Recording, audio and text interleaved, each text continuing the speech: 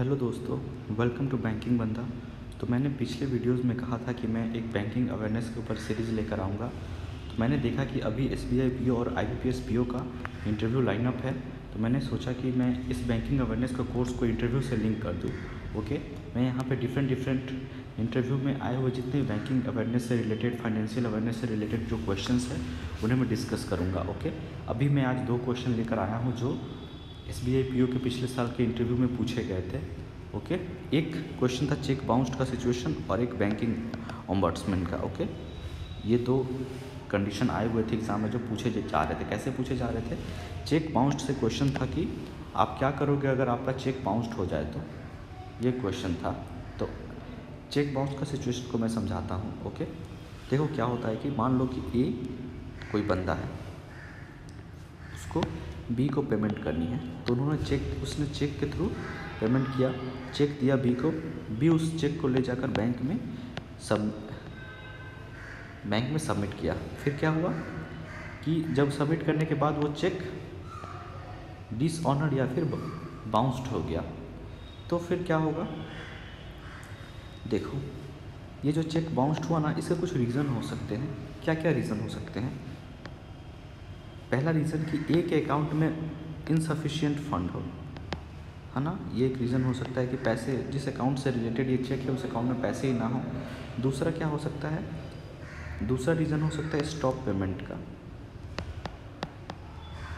इसका मतलब होता है कि ए ने पहले से ही ये जो चेक है जिस अकाउंट से रिलेटेड है, ए ने पहले से ही उसमें स्टॉप पेमेंट करके रखा है कि उस अकाउंट से अब पेमेंट नहीं जाना चाहिए किसी को।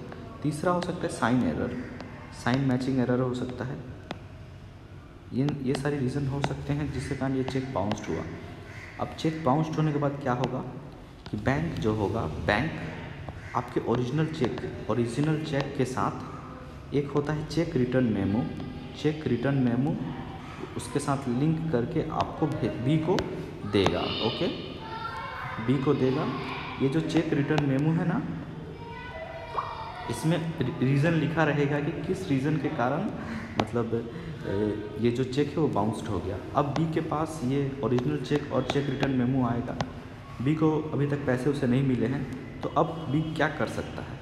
बी क्या कर सकता है कि बी इसके ऊपर लीगल एक्शन ले सकता है, लेकिन तुरंत लीगल एक्शन नहीं ले सकता है। क्यों? क्योंकि ए जो है, हो सकता है कि ए को पता ही ना हो कि उसके जो अकाउंट में इंसफिशिएंट फंड है या साइन मैचिंग का एरर कुछ भी हो, ए को पता ना हो सकता है ऐसा। इसलिए इंस्टेंटली लीगल एक्शन नहीं ले सकता है।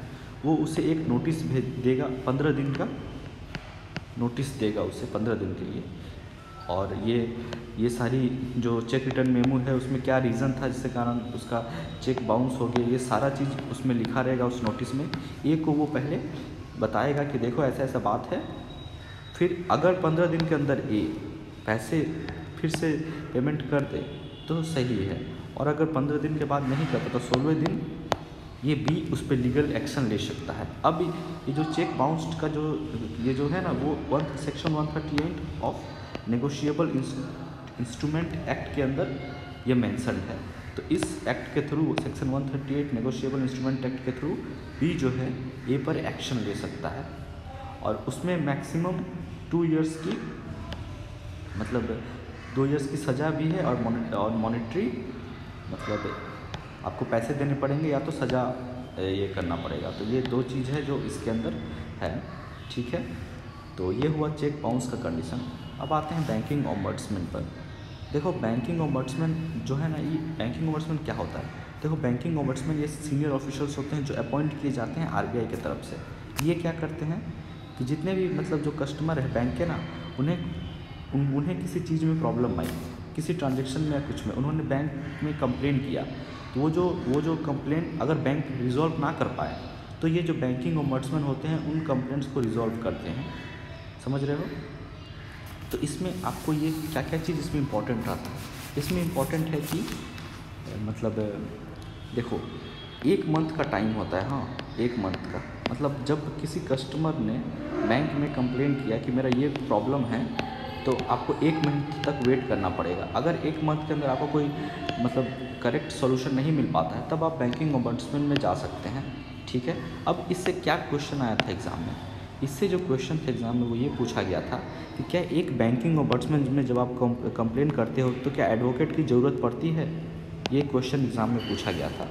तो देखो इसका आंसर होगा कि नहीं, एडवोकेट की ज़रूरत नहीं पड़ती है। आप खुद मतलब आप खुद कंप्लेन कर सकते हो, या फिर आपके बिहाफ में कोई ऑथोराइज्ड पर्सन कंप्लेन कर सकता है। ओके, तो अब क्या, लेकिन वहाँ पे एक शर्त लिखा हुआ है, आरबीआई में पढ़ोगे आप जाकर तो वहाँ लिखा हुआ है कि वो जो ऑथोराइज्ड पर्सन है वो एडवोकेट नहीं होना चाहिए।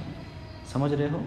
तो ये है बैंकिंग ओम्बड्समैन में कौन कंप्लेन कर सकता है। ओके, इसमें कुछ और भी चीज़ें जानने वाली है कि जो कंपनसेशन मिलती है मैक्सिमम 20 लाख रुपए की होती है। ओके, और एक चीज़ होती है मेंटल एगोनी और हैरेसमेंट होने पर आपको 1 लाख रुपए तक का कॉम्पेंसेशन मिलता है, हैरेसमेंट कॉम्पेंसेशन मिलता है। ओके, तो ये सारे पॉइंट्स आपको याद रखनी है। मैं इस वीडियो के साथ एक लिंक दे दूँगा जहाँ पर इससे रिलेटेड कुछ पॉइंट्स रहेंगे, तो वो आपको हेल्प करेगा। एक आरबीआई का मैं लिंक दूंगा बैंकिंग ओम्बड्समैन के लिए, वो आप पढ़ो ताकि वहाँ आपको पूरी कंडीशंस आपको पता रहे और बैंकिंग ओम्बड्समैन से रिलेटेड। ओके, चलो मिलते हैं नेक्स्ट क्लास में।